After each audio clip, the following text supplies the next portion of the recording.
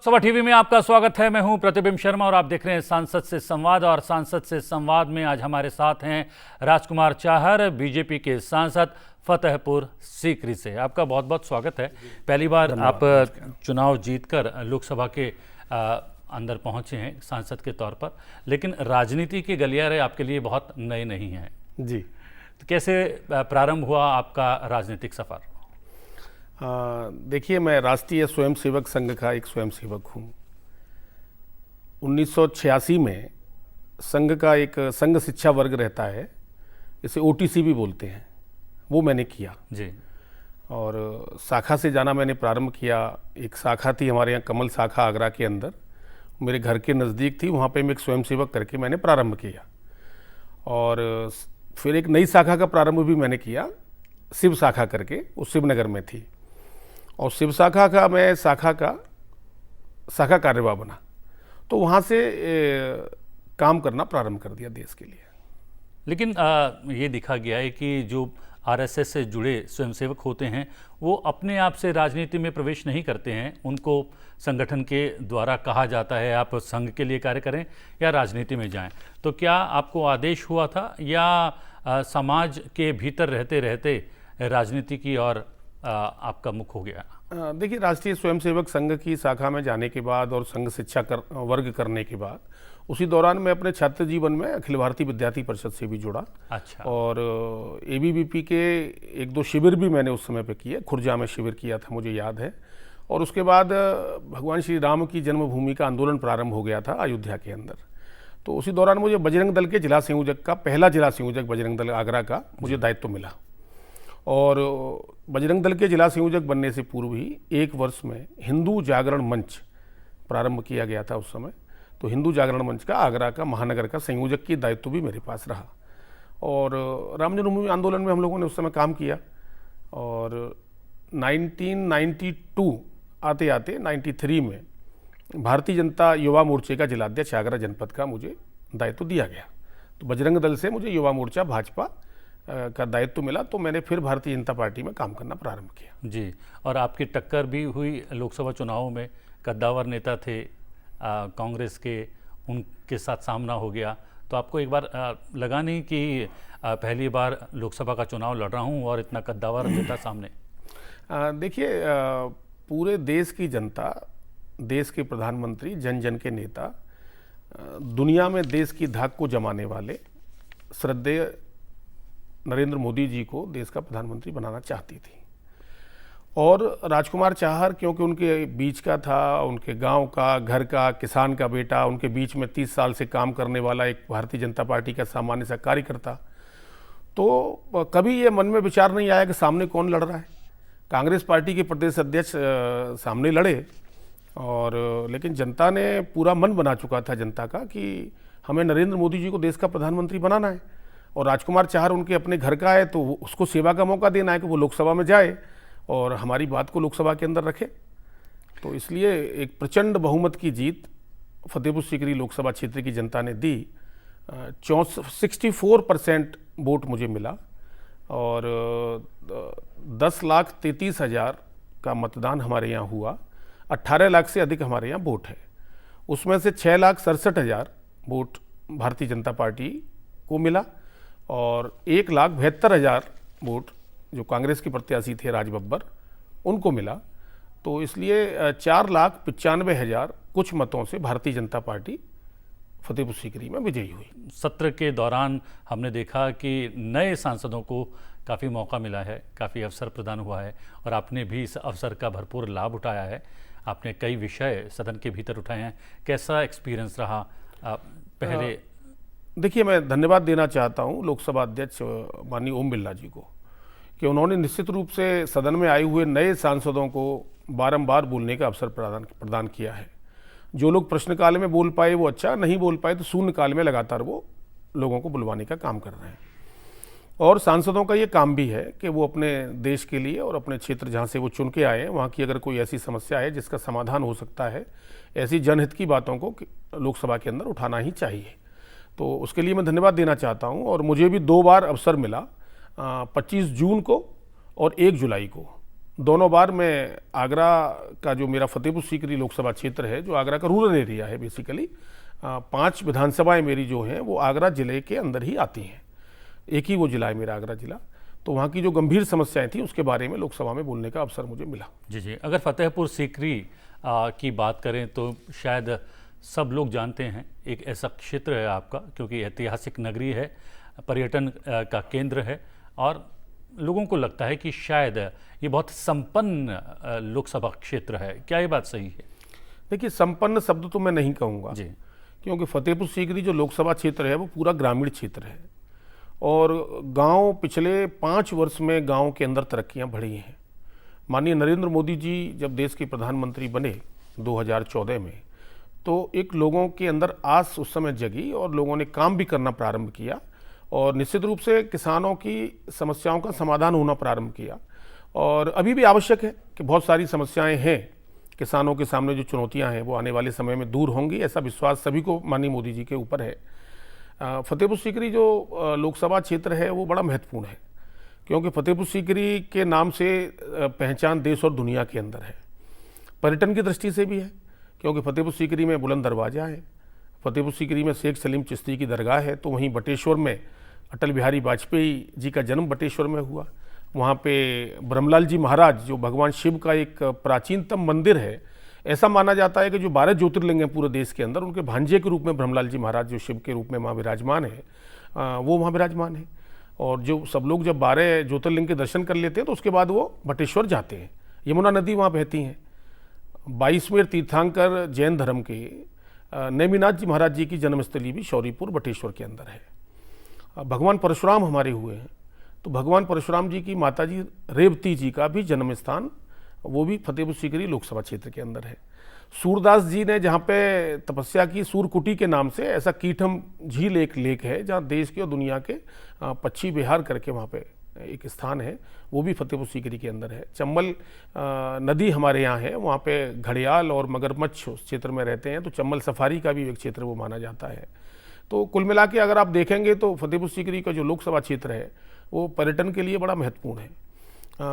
फतेहपुर सीकरी में जो, लेकिन वहाँ पे क्या है, पानी की कमी है।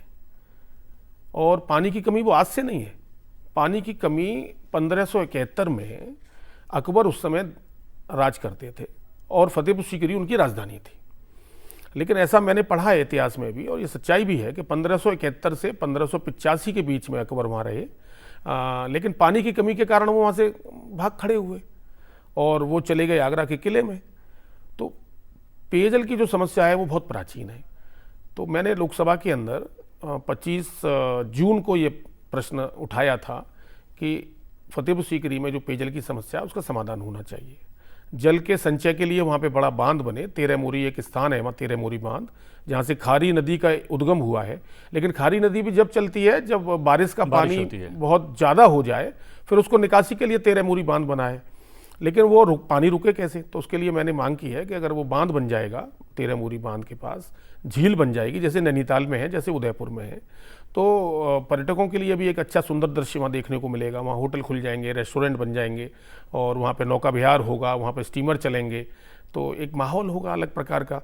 तो पर्यटक तभी रुकेगा, तभी पर्यटक, जब बटेश्वर पर्यटक जाए, फतेहपुर सीकरी में आए, तो तभी ये सब संभव हो पाए। तो इस प्रश्न को लेकर, इस विषय को लेकर कोई आश्वासन प्राप्त हुआ है? लग रहा है कि कुछ बहुत जल्द इस पर कोई कार्य होगा? नहीं, निश्चित रूप से, क्योंकि जब लोकसभा में आप प्रश्न उठाते हैं तो उसके लिए सारी प्रक्रिया प्रारंभ हो ही जाती है। और मैं निरंतर जल शक्ति मंत्रालय से संपर्क में भी हूँ और गजेंद्र सिंह शेखावत जी से इस मामले में मेरी बातचीत भी हुई है और उन्होंने कहा भी है कि हम इस पर काम कर रहे हैं। मेरे यहाँ क्या है जी कि किसानियत ज़्यादा है, खेती खलिहान कृषि यही मेरे यहाँ काम है।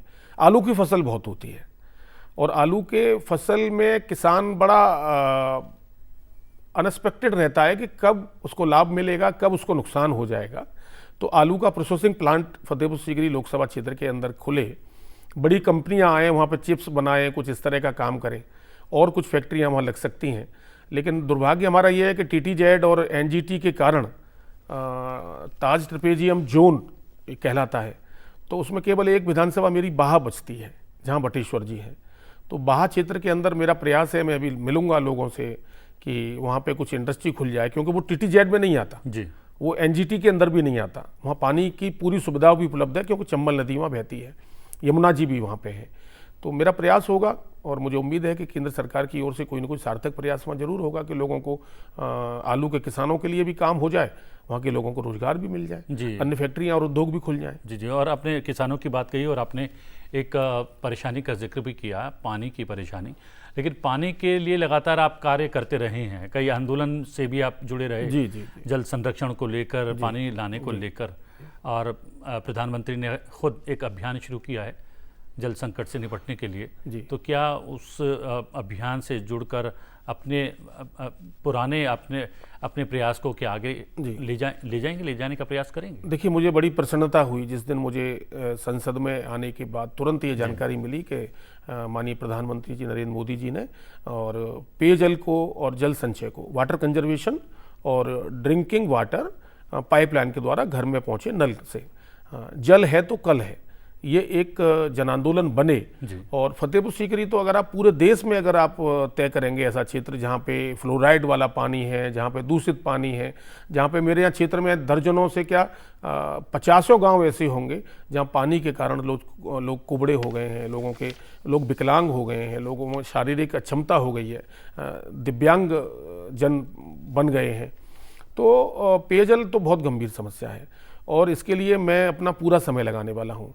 और क्योंकि माननीय प्रधानमंत्री जी ने भी इस क्षेत्र में काम करने के लिए कहा है, तो मुझे लगता है कि आने वाले समय में फतेहपुर सीकरी के दिन जरूर अच्छे आएंगे और दिन बहुरेंगे और वहाँ पे पेयजल की समस्या का समाधान होगा। इसके लिए मेरा प्रयास चल रहा है कि मैं गांव-गांव जो पोखर हैं, जो तालाब हैं, वहाँ पर हम लोग उनको संचित करने के लिए, जिनका जल संचय हो सके, इसके लिए मैं एक अभियान चलाने वाला हूँ। लोग पहले उनको गहरा करना पड़ेगा, उनको उनकी पिचिंग साइड में करनी पड़ेगी और चारों तरफ उनके पौधे लग जाएं, पेड़ लग जाएं। जैसे माननीय प्रधानमंत्री जी ने कहा भी है कि पंचवटी लगाई जाए, हर गांव, हर बूथ पे, हर गांव के अंदर पंचवटी लगे, 5 पेड़ लगे। और जब पंचवटी लग जाएगी तो निश्चित रूप से एक छायादार और फलदार वृक्ष जहाँ होंगे तो गाँव के अंदर एक अलग उत्साह का माहौल भी पैदा होगा, पर्यावरण भी अच्छा होगा। तो ये प्रयास है कि जल के लिए काम हो। अनेक बार मैंने जन आंदोलन उस पर किए हैं जल के लिए, धरना प्रदर्शन, ये सारी चीजें जल निगम के कार्यालयों पे गांव-गांव जाके। तो आप सत्ता पक्ष के सांसद हैं, उस समय थे, धरना प्रदर्शन उस समय करने की किए थे, आवश्यकता उस समय नहीं। आवश्यकता थी तो उस समय किया था। आज एक सांसद के रूप में जनता ने मुझे भेजा है, पार्टी ने मुझ पर विश्वास व्यक्त किया और जनता ने बड़े प्रचंड बहुमत से माननीय नरेंद्र मोदी जी को उनके पक्ष में वोट दिया, उनको प्रधानमंत्री बनाने के लिए। और मैं तो एक सेवक बन गया हूँ, तो मैं तो जनता की सेवा करने वाला हूँ। और मुझे बड़ी खुशी है कि आज मैं माननीय प्रधानमंत्री जी के नेतृत्व में एक उनका सिपाही बनकर गांव-गांव जल के लिए, पेयजल के लिए, गांव की समस्या के लिए, किसान के लिए, खेती के लिए, नौजवान के लिए, छोटे दुकानदार के लिए, गांव गरीब मजदूर किसान, छोटे दुकानदार, बेरोजगार नौजवान के हक और अधिकार के लिए मैं काम करूंगा। इस बात की एक बड़ा पर्यटन केंद्र है आपका संसदीय क्षेत्र, वहाँ पर चुनौतियाँ भी हैं तो संभावनाएं भी हैं। कुछ और चुनौतियों और संभावनाओं की बात करेंगे। एक छोटा सा ब्रेक ले लेते हैं, लेकिन एक छोटा सा ब्रेक के बाद वापस लौटते हैं और सांसद से संवाद में अपने संवाद को आगे बढ़ाते हैं।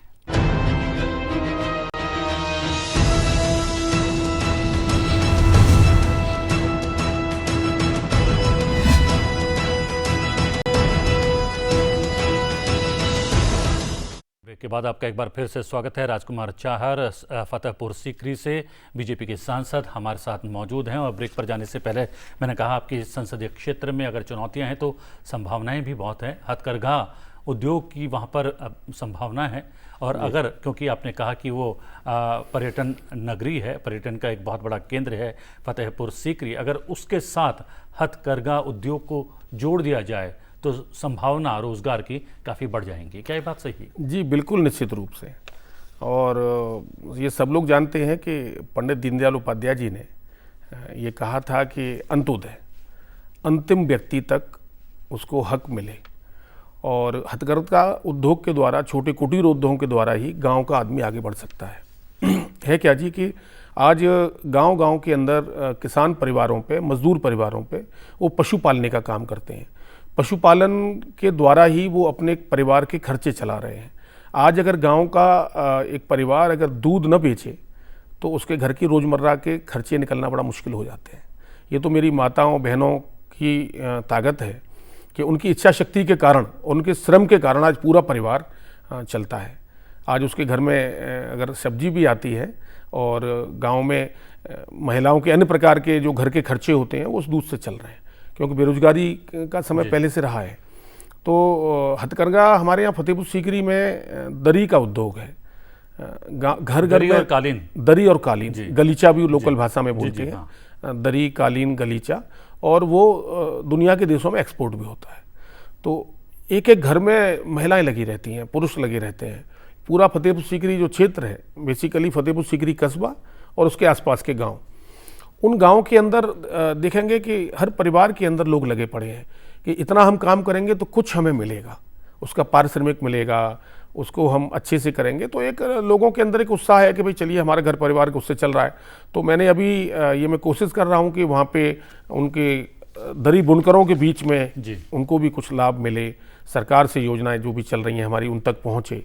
और ये कुटीर उद्योग के बारे में पंडित दीनदयाल उपाध्याय जी ने भी कहा था, और आपको ध्यान होगा कि देश के पूर्व प्रधानमंत्री चौधरी चरण सिंह जी भी यही कहते थे कि गांव और खेत और खलियान के द्वारा ही हम लोग, गांव का जो विकास का रास्ता है वो खेत और खलियान को होकर निकलता है, देश का रास्ता भी वहीं होकर निकलता है। जी, आपने अभी कहा कि पानी की वहाँ पर समस्या, एक तो कम पानी है और जो उपलब्ध पानी है वो भी दूषित पानी है। इसकी वजह से अलग अलग तरीके की बीमारी लोगों को हो जाती है, कुबड़े तक हो जाते हैं दूषित पानी के सेवन से।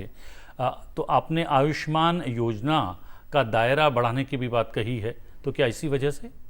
नहीं, निश्चित रूप से आयुष्मान में बहुत लोगों को लाभ। मैं देख रहा हूँ कि आपने एक तो एम्स का दर्जा दिया जाए वहाँ पर हॉस्पिटल्स को जो पहले से हैं, या फिर नया एम्स वहाँ। हाँ, नया एम्स फतेहपुर सीकरी क्या है, फतेहपुर सीकरी में आप देखेंगे वहाँ से धौलपुर वहाँ से नज़दीक है, भरतपुर वहाँ से नज़दीक है, आगरा है, बहुत सारा तीन प्रांत लगते हैं, उत्तर प्रदेश, राजस्थान और मध्य प्रदेश। उसके मध्य में हमारा फतेहपुर सीकरी लोकसभा क्षेत्र है। तो अगर वहाँ नया एम्स खुल जाए तो मैं समझता हूँ कि 3 प्रांतों के लोगों को उसका लाभ मिलेगा। बहुत बढ़िया।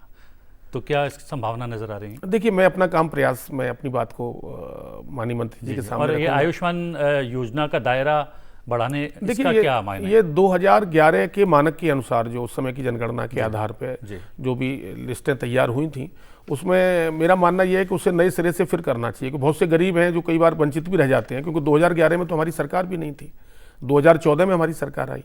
तो जो खामियां उसके अंदर रह गई हैं, जिसके कारण से बड़ी संख्या में लोग वंचित रह गए आयुष्मान योजना, जो कि माननीय प्रधानमंत्री जी की इतनी बड़ी एक योजना है, जो देश में गरीबों को 5 लाख रुपए तक का फ्री में इलाज कराने का, गरीब कल्पना भी नहीं कर सकता था कि बड़े हॉस्पिटल में उसका इलाज हो सकता है। तो मैं तो धन्यवाद देना चाहता हूँ, आभार प्रकट करना चाहता हूँ अपने माननीय प्रधानमंत्री जी का, कि उन्होंने गरीब के इलाज कराने के बारे में सोचा और एक बहुत बड़ा देश के लिए आयुष्मान योजना करके उन्होंने एक योजना को दिया। जी, खेलों के स्तर को सुधारने का भी लगातार प्रयास मोदी सरकार ने अपने पहले कार्यकाल में भी किया, और उसको अब जो है सतत जो है प्रक्रिया के तहत आगे बढ़ाया जा रहा है। और माना जा रहा है कि फतेहपुर सीकरी एक ऐसा संसदीय क्षेत्र है जहाँ पर अपार संभावनाएं खेलों की। देखिए, निश्चित रूप से जी, खेल विश्वविद्यालय बनाने को लेकर भी आप बहुत कार्य कर रहे हैं। बिल्कुल, निश्चित रूप से फतेहपुर सीकरी लोकसभा क्षेत्र का जो नौजवान है, आप कभी अचानक सुबह 4 बजे जाएंगे तो वो हमारे यहाँ बाहा एक क्षेत्र है, हमारे यहाँ एक अकोला है, अछनेरा है, खेरागढ़ है, फतेहपुर सीकरी है, जगनेर है, तांतपुर है, बरौली हईर, अकोला, अछनेरा, ये जो ब्लॉक क्षेत्र हैं हमारे, आप देखेंगे सुबह सड़कों पे सैकड़ों नौजवान आपको दौड़ता नजर आएगा। उसके अंदर 2 चीज़ें रहती हैं, या तो वो देश के लिए सेना में जाए, प्रदेश की सेवा के लिए पुलिस में जाए, या वो खिलाड़ी बने। तो इतनी अपार संभावनाएं हमारे क्षेत्र में। आपने देखा होगा पिछले दिनों दीपक चाहर और राहुल चाहर, वो 2 नौजवान बच्चे मेरे गांव के ही हैं, उनसे मेरे पारिवारिक रिश्ते भी हैं। तो वो आज इंडियन टीम में खेल रहे हैं, 2020 में अभी वेस्ट इंडीज में वो खेलने वाले हैं। एक अंकित शर्मा मेरे यहाँ बाह का एक नौजवान लड़का है, जो लॉन्ग जंप में इंडिया में गोल्ड मेडलिस्ट है। और मेरे यहाँ अभी ध्रुव जुरैल करके एक लड़का अभी अंडर 19 इंडिया की क्रिकेट टीम का उसमें आया है, संभावित कैप्टन भी वो बना है। तो वहाँ पे खेल के प्रति लोगों के अंदर बहुत है। वहाँ पे तो जो एथलेटिक्स में 100 metre, 200 metre, 400 metre relay, volleyball, long jump, high jump, भाला फेंक, डिस्कस थ्रो, ये तो एक ऐसे हैं कि अगर कुश्ती, विशेषकर कुश्ती, इसके लिए अगर सुविधाएं अगर नौजवानों को मिल जाए तो आप देखिएगा कि आने वाले समय में वो ओलंपिक में पदक लाके आपको दे सकते हैं। और दूसरी तरफ तो मेरी मांग है, और मैं चाहता हूं, मैं माननीय प्रधानमंत्री जी से मिलूंगा अभी इसको लेके, और माननीय खेल मंत्री जी से भी, कि आगरा के अंदर कोई अंतर्राष्ट्रीय स्तर का स्टेडियम नहीं है। आगरा इंटरनेशनल प्लेस है जी। पूरी देश और दुनिया में आगरा को लोग जानते हैं, ताजमहल के लिए जानते हैं, बुलंद दरवाजे के लिए जानते हैं, लेकिन आगरा के अंदर स्टेडियम नहीं है।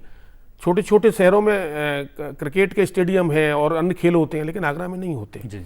तो फतेहपुर सीकरी में हमारे पास ज़मीन भी उपलब्ध है और मैं चाहूँगा कि आने वाले समय में एक अंतर्राष्ट्रीय स्तर का स्टेडियम भी बने और एक बड़ा एक विद्यालय जहाँ पे खेल के बारे में एक केंद्र जो गेम्स के लिए होना चाहिए वो बनना चाहिए आगरा के अंदर। जी। हाई कोर्ट की बेंच भी चाहते हैं आप वहाँ बनवाना? नहीं, निश्चित रूप से। देखिए, हाई कोर्ट की बेंच के बारे में मैं आपसे कहना चाहता हूँ, ये प्रश्न बार बार आता है जी। एक सुविधा के लिए हम लोग काम करते हैं प्रजातंत्र में कि आम जन को सुविधा मिले। अब लंबे समय से आप देख रहे हैं कि हमारे यहाँ के लोगों को इलाहाबाद जाना पड़ता है, जिसकी दूरी बहुत है। जी। तो पश्चिमी उत्तर प्रदेश के अंदर, जिसमें पश्चिम भी आता है और ब्रज भी आता है, तो एक हाई कोर्ट बेंच की स्थापना निश्चित रूप से होनी चाहिए। और आगरा में बहुत पहले हाई कोर्ट की बेंच किसी ज़माने में रही है। तो जब उस समय थी तो आज क्या दिक्कत है, तो बनाई जा सकती है। जी। और अभी किसानों के बारे में बात हुई है, खेती के बारे में बात हुई है, आपने पानी की समस्या भी बताई है और आपने कहा कि लेकिन अपने प्रयास से वो आलू की खेती करने में कामयाब रहते हैं, लेकिन कभी उनको लाभ मिलता है, कभी वो हानि में रहते हैं। इसलिए आपने वहाँ पर कृषि विश्वविद्यालय की भी मांग की है। उसकी वो मांग कितनी वाजिब है, कितनी महत्वपूर्ण है क्षेत्र के लिए? देखिए, मैं आपको बताऊं, लोकसभा फतेहपुर सीकरी क्षेत्र में बिचपुरी एक स्थान है। बिचपुरी में RBS कॉलेज है, राजा बलवंत सिंह महाविद्यालय, और वो गिने चुने विद्यालय पूरे देश में एग्रीकल्चर के हुआ करते थे, चाहे उसमें पंतनगर था, चाहे मेरठ का हो, चाहे आगरा का हो। तो आगरा में ये विज्ञान का वहाँ एक केंद्र भी है, कृषि विज्ञान केंद्र। किसानों की आय कैसे बढ़ेगी, इसके लिए वहाँ के वैज्ञानिक नई नई चीज़ों की खोज करते हैं। तो बिचपुरी का जो कॉलेज है वो कृषि विश्वविद्यालय बने, जिससे पूरे देश के किसानों को लाभ मिलने वाला है जी। तो बिचपुरी के अंदर कृषि विश्वविद्यालय बनना चाहिए। आलू के किसान की आप जहाँ तक बात कर रहे हैं, तो आलू के पूरे देश में सर्वाधिक आलू हमारे जोन में ही होता है। वो 7-8 जिले हैं जी। आगरा है, मथुरा है, फिरोजाबाद है, हाथरस है, अलीगढ़ है, फर्रुखाबाद है, यही पूरी आलू की बेल्ट है और उसमें भी सर्वाधिक आगरा में। जी। ये आपके पास जो जानकारी प्रदेश की सरकार की ओर से जो जानकारी दी जाती है उसमें यह है कि सर्वाधिक आलू आगरा के अंदर होता है। तो मेरा मानना है कि केंद्र बिंदु में आगरा है आलू के लिए। तो आलू का किसान सर्वाधिक जब आगरा में है, हमारे यहाँ खंदौली जो क्षेत्र है वो, प्लस अचनेरा, किरावली, पूरी मेरे लोकसभा क्षेत्र सब में आलू बम्पर किसान करता है जी। दिन और रात अपना उसका पूरा परिवार लगता है, तो तब जाके उसको बामुश्किल उसकी लागत निकल पाती है। तो लेकिन मेरी केंद्र की सरकार की योजना है कि आने वाले समय में आलू के किसानों को कोई परेशानी न हो, उसको अच्छा लाभ मिल सके। इसके लिए किसान की दोगुनी आय करने के लिए जो माननीय प्रधानमंत्री जी ने एक कार्य प्रारंभ किया है, एक सपना देखा है कि भी किसान की आय दोगुनी होनी चाहिए। तो इसके लिए हम काम करेंगे कि भाई आने वाले समय में किसान और जागृत हो, अच्छी खेती करे, जो परंपरागत तरीके से उसको जो परंपरागत खेतियाँ जो पुरानी चली आ रही हैं उसके लिए नई कुछ खेतियाँ की, सब्जियों की खेतियाँ की जा सकती हैं, नई नई चीज़ें की जा सकती हैं। मछली पालन के द्वारा किया जा सकता है, तालाब बना के भी कुछ किया जा सकता है, और सारी खेतियाँ हैं। जी जी। और आजकल तो मल्टी लेयर जो है वो फसल उगाई जा हाँ, रही है। मल्टी लेयर फसल उगाई जा रही है। और अगर कृषि विश्वविद्यालय होगा तो शायद वहाँ पर उनको जानकारी उपलब्ध हो निश्चित पाएगी। रूप से, निश्चित रूप से। जी जी। लेकिन चुनौतियाँ तो हमेशा होती है जनप्रतिनिधि से, और जनप्रतिनिधि से अपेक्षाएं भी होती हैं क्षेत्र की जनता को। लेकिन अगर वो जनप्रतिनिधि सत्ता पक्ष से संबंध रखता हो तो कितनी अपेक्षाएं बढ़ जाती हैं? देखिए, निश्चित रूप से लोगों को लगता है कि ये आसानी से कार्य करवा पाएगा क्योंकि सरकार। हाँ, देखिए, उत्तर प्रदेश में हमारी सरकार है। उत्तर प्रदेश के मुख्यमंत्री माननीय योगी जी के नेतृत्व में बहुत अच्छी सरकार हमारी चल रही है, और किसानों के लिए वो भी संकल्पित हैं कि किसानों का कैसे भी भला होना चाहिए। और माननीय नरेंद्र मोदी जी ने तो पहले दिन से ही गांव, गरीब, किसान, मजदूर के लिए काम करना प्रारंभ किया। तो किसान भी एक आस लगाए बैठे हैं और उनकी आस में काफ़ी हद तक उनको सफलता भी मिलती दिख रही है कि पिछले 5 वर्षों में जिस प्रकार का कार्यकाल माननीय नरेंद्र मोदी जी की द्वारा जो सरकार ने किया, जो काम किसानों के हित के किए, गाँव के हित के किए। आज किसान सम्मान निधि 6,000 रुपये उसके खाते में 1 वर्ष में जाएंगे।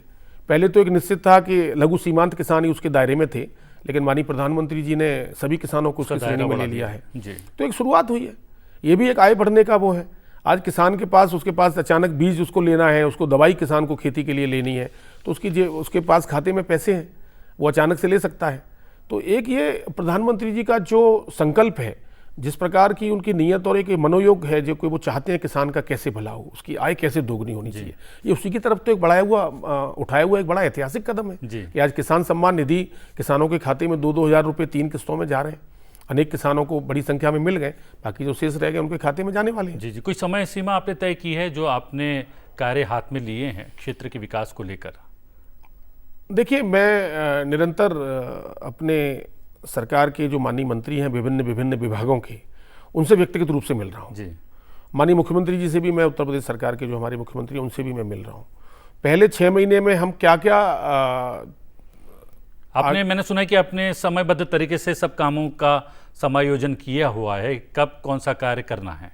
देखिए, अभी आपने देखा कि 50 दिन हमारी सरकार को हुए हैं, तो 50 दिन में क्या क्या कार्य केंद्र की सरकार ने किए हैं, ये सबके सामने, जनता के सामने रखा गया है। हमारी भी जिम्मेदारी बनती है कि हम अपने क्षेत्र की जनता के सामने एक टारगेट फिक्स करें कि हम प्रारंभिक दौर में क्या कर सकते हैं, जिनके परिणाम 2 साल में आने हैं, जिनके परिणाम 3 साल में आने हैं, उसके लिए काम तो आज ही करना पड़ेगा, उसकी भूमिका तो आज ही बनानी पड़ेगी, उसकी नींव भी आज रखनी पड़ेगी, तभी तो उसके परिणाम साल में, 2 साल में, 3 साल में सामने आएंगे। तो 2 तरह के, एक फर्स्ट एड, जैसे अचानक तुरंत उसको क्या लाभ मिलना चाहिए, तो उसके लिए भी हम काम कर रहे हैं। एक बहुआयामी और बहुउद्देशीय, और जो जिनमें समय लगता है, जो काम करने में समय लगेंगे, तो उन योजनाओं के लिए अभी से उनके जनता के बीच में जो योजनाएं हैं, उनको केंद्र सरकार की योजनाएं, प्रदेश सरकार की योजनाएं, उनको ले जाना फतेहपुर सीकरी लोकसभा क्षेत्र में, इसके लिए मैं काम कर रहा हूं कि जिनका परिणाम आने वाले समय में आएगा, लेकिन वर्तमान में सीधा आम जनमानस को क्या लाभ मिल सकता है, इसके लिए भी मैं काम। चलिए, विकास की नींव आपने रख दी है, अब उस पर इबारत कितनी जल्दी तैयार होती है, उसके लिए बहुत बहुत शुभकामनाएं, और आपने समय निकाला लोकसभा टीवी के लिए, धन्यवाद। जी, बहुत बहुत धन्यवाद, थैंक यू। तो ये थे राजकुमार चाहर जी, फतेहपुर सीकरी से बीजेपी के सांसद से संवाद में आज के लिए इतना ही। सांसद से संवाद में आपसे फिर भेंट होगी। फिलहाल मुझे आज्ञा दीजिए, लेकिन देखते रहिए लोकसभा टीवी। नमस्कार।